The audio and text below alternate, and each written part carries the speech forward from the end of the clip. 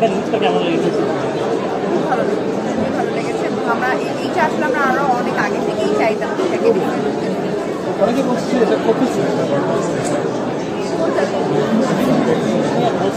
ভাই পৃথিবীর সব ছবি কপি কেন প্রেম ভালোবাসা একসাথে আপনি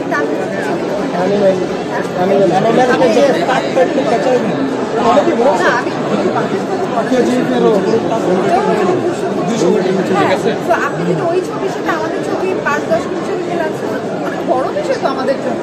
তো আপনি তো একসাথে ওই ছবির 200 ছবির সাথে মিলাচ্ছেন, তার মানে কি যে আমাদের দেশেও যে আমরা সেই জায়গাতে গিয়েছি। তো আপনারা এটাকে কেন অ্যাপ্রিসিয়েট করেন না সবসময়? কেন আমরা সবাই এটা চাই, আমরা চাই আমাদের ছবিটা যেন ওয়ার্ল্ড ওয়াইড রিলিজ হয়। তো সেইটাকে আমরা সাপোর্ট করি। আমরা সবসময় নেগেটিভ জিনিস এটা করলে এটা কেন আমি ওইটাকে আমি অ্যাভয়েড করতেছি এবং আমি আমার সাংবাদিক ভাইদেরকেও বলবো আমরা সবসময় ভালোটাকে যেটা যদি ভালো দেখি সেটাকে আমরা সবসময় সাপোর্ট করি। যারা নেগেটিভ বলবে তাকেও যদি আমি প্রপারলি আনসারটা দিই। আচ্ছা আমি ভাইয়ের একটা কোশ্চেনে অ্যান্সার দিতে চাই, জাস্ট একটা অ্যান্সারই। সেটা হচ্ছে যে ভাই বললো যে আমাদের কারণে কি হারলেন মানুষ কিনবে, আসলে বিষয়টা এরকম না। মানে রিমার খান এতই অথেন্টিক যে অথেন্টিসিটির কারণেই মানুষ কিনছে। মানে আমরা তো জাস্ট মানে আমরা জাস্ট হারলেনের সাথে ট্যাগ হয়েছে দ্যাটস ইট। কিন্তু আপনি যদি প্রোডাক্ট ভালো না দেন বা জিনিস যদি অথেন্টিক না দেন তাহলে আমরা কেন? মানে আপনি যদি শাহরুখ খানকেও আনেন মানে চুতো বুঝছেন। তো হারলেন এতই অথেন্টিক আলহামদুলিল্লাহ যে এই অথেন্টিসিটির কারণেই আমরা তো ইনভলভ হচ্ছি, আমরা অফিসিয়ালি ইনভলভ হয়ে যাচ্ছি। শাকিব ভাই অফিসিয়ালি ডিরেক্টর, মিমো কদিন পরে থেকে যে অফিসিয়ালি জয়েন করে ফেলেছি। সো আর সাধারণ যারা মানুষ আছে তারা প্রত্যেকেই গুড রিভিউ দিচ্ছে যে ভালো। এক্স্যাক্টলি। সো আমাদের মানে আমাদের সব সেলিব্রিটি কেন ইনক্লুড হচ্ছে? বিকজ অফ সেলিব্রিটির এত বোকা না, ভালো কিছু ছাড়া তারা কখনো আসে না।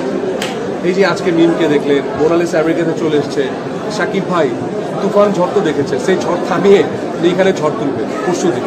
সো সবাই খুব মানে এটার উপরে আমি খুব আস্থা রাখছে এবং এখানে একটা ছাতা আছে, ছাতার নিচেই সবাই আসবে বাংলাদেশের সবাই ইনশাআল্লাহ। সো হারল্যান্ড স্টোরে যে প্রোডাক্ট আছে প্রোডাক্টের কারণেই মানুষ আস্থা রাখছে। হ্যাঁ মানে আমরা যখন একসময় ছবি করবো না, এখন থেকেই হারল্যান্ড আমাদেরকে ছায়া দিয়ে রেখেছে।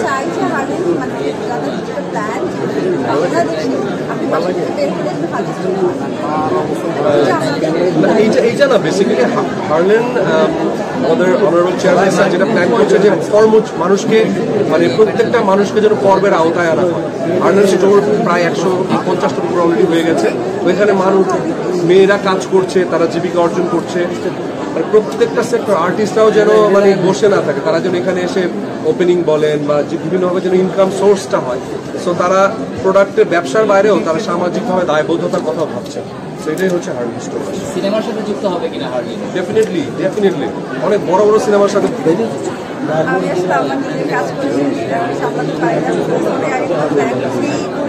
হয়ে ওঠে না। কারণ আমি নিজে আসলে এত কিছু কাজে ব্যস্ত থাকি, সেটা হচ্ছে এখন আপনাকে ওষুধেও টাকা দিতে হবে, সেটা হয় না। কারণ আমি মোটামুটি প্রায় 16টা ব্র্যান্ডের ব্র্যান্ড আমাদের হিসেবে কাজ করি। অনেক বছর ভালো